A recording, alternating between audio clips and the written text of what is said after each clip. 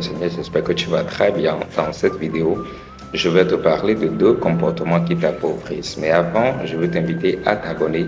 Si tu es un nouvel ami, nous sommes déjà une famille. Abonne-toi et laisse un commentaire.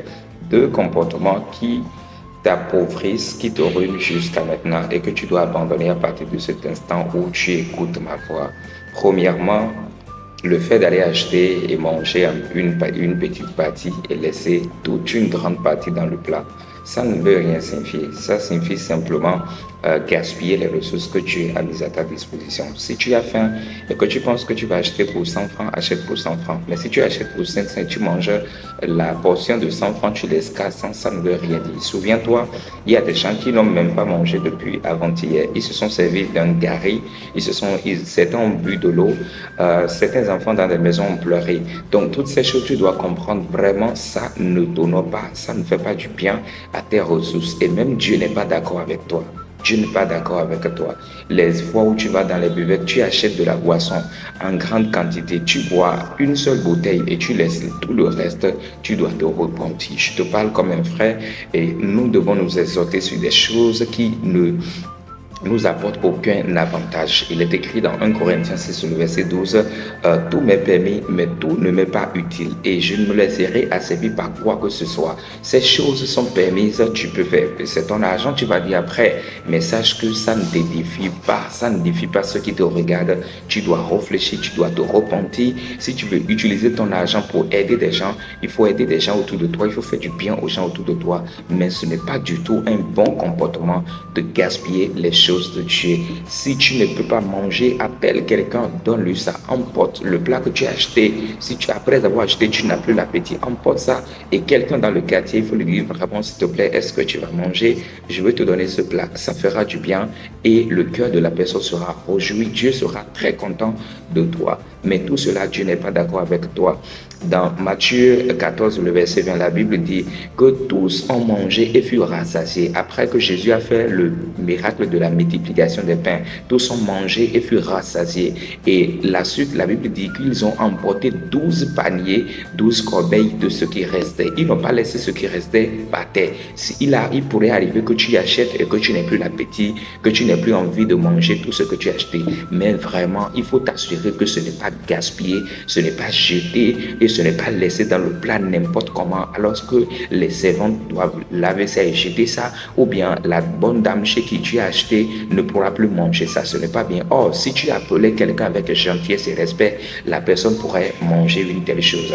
Je veux t'inviter à éviter de telles choses. Que Dieu te bénisse, que sa grâce soit avec toi. Je veux vraiment insister sur ça. Un jour, j'ai posé la question à un ami à moi d'une religion dont je profitais le nom. On parlait, on mangeait. Il a mangé, il restait beaucoup dans le plat. Il a laissé. J'ai dit, mais pourquoi tu fais ça? Et il me dit que dans leur religion, on leur a enseigné que si tu finis de manger dans le plat va te maudire et tu ne seras plus jamais rassasié. C'est pas vrai. C'est pas vrai. Regardons ce que la Bible dit. Jésus-Christ de Nazareth, le possesseur de toutes choses, Dieu sous la forme humaine, il nous a enseigné la perfection des plans de Dieu, le modèle parfait de Dieu. Il nous a révélé le Père. Il a dit, le Père n'aime pas qu'on gaspille les choses. Aussi longtemps que vous êtes rassasiés, gloire à Dieu. Maintenant, le reste, mettez ça encore, cachez ça, protéger ça. Quand vous aurez encore faim, vous allez encore manger. Que Dieu te bénisse. Je pense que nous devons prendre soin des ressources que Dieu nous a confiées. Que Dieu te bénisse. Abonne-toi et laisse un commentaire. Nous sommes une famille, nous allons nous enseigner. Deuxième chose que tu dois éviter, que je pense qui est urgent maintenant et qui est en train de te dépouiller, de te ruiner pendant longtemps, c'est le fait d'aller acheter chez des filles. Si tu es un garçon, le fait d'aller acheter chez des filles et laisser ta monnaie, les monnaies de 500, de 1000 francs, de 2000, de 5000 ou bien de 10 000, ou tu appelles ça la galanterie, ce n'est pas la galanterie. Ça signifie gaspiller les ressources que Dieu a mises à ta disposition. Si tu achètes chez quelqu'un et il reste 10 francs, il faut réclamer, sauf si tu prends la décision de lui offrir ça, de lui donner ça de manière désintéressée. Mais cette manière de dilapider les ressources en allant ici, aller acheter ici, laisser la monnaie, ce n'est pas bien. Et d'ailleurs, ceux qui ont de l'argent ne s'amusent pas avec l'argent. Ceux qui ont les moyens ne s'amusent pas avec les moyens parce qu'ils savent comment ils sont parvenus à cette étape. Dieu a dit quelque chose à David. Il dit, souviens-toi de là où je t'ai tiré. Est-ce que tu te souviens les moments où tu n'avais même rien à manger et Dieu Dieu, et tu as fait des alliances avec Dieu, tu as fait des promesses à Dieu, tu as dit Seigneur, si tu me bénis, je prendrai sur des choses que tu mettras à ma disposition. Mais aujourd'hui, qu'est-ce que tu en fais pour une telle chose? La grâce de Dieu peut se retirer de toi. Lorsque je viens sur le premier cas, lorsque tu dilapides les ressources de Dieu, la grâce de Dieu peut se retirer de toi. Et c'est sur ce point fondamentalement que je vais prier pour toi ce matin.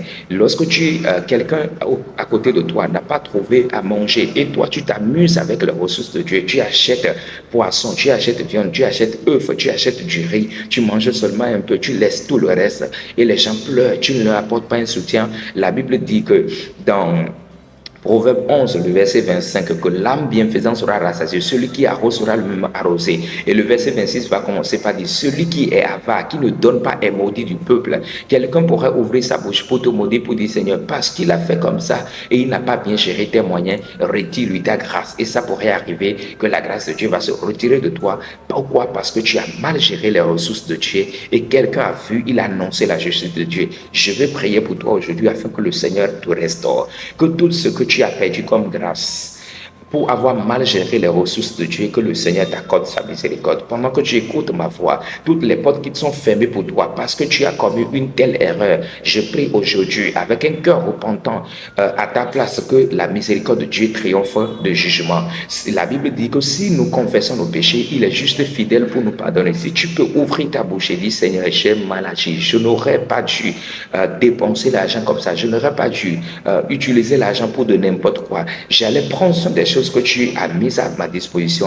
J'ai cette assurance que Dieu ne garde pas sa colère pour toujours. Il aura compassion de toi. Que la grâce de Dieu soit avec toi. Que la paix du Christ se renouvelle continuellement dans ta vie. Je prie pour toi. Que le Seigneur l'Éternel te restaure. Que la grâce de Dieu sur ta vie soit restaurée et que tu entres à nouveau dans les saisons de la perfection et de la provision surnaturelle. Que le ciel qui est fermé sur toi s'ouvre. Vous savez, la parole de Dieu est très profonde et lorsque nous parlons du miracle du ciel fermé en Israël pendant 42 mois, 3 ans et 6 mois, voici la base. La Bible dit que si Israël se détourne de l'Éternel, le ciel sera fermé. Ça veut dire quoi? Si Israël fait quelque chose qui n'est pas bien aux yeux de l'Éternel, le ciel sera fermé. Mais s'il se repent, le ciel sera ouvert. Et c'est ainsi que Élie a annoncé. Il a dit, parce que Israël s'est détourné de l'Éternel, voici à ma parole, il n'y aura pas la pluie. C'est resté comme ça. Mais quand Israël s'est repenti, s'est retourné à l'Éternel, Élie est venu, il a annoncé encore, il dit à Akab, voici, monte, mange et bois, car il y aura la pluie.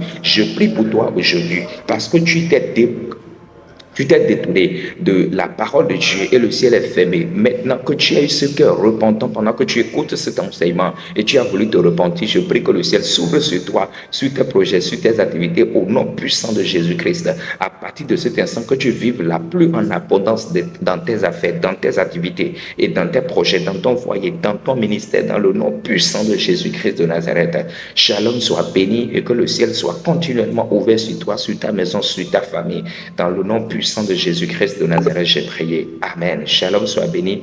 S'il te plaît, abonne-toi. Ça ne prend pas du temps. Nous sommes une famille. Grâce à toi, la famille grandit. Shalom.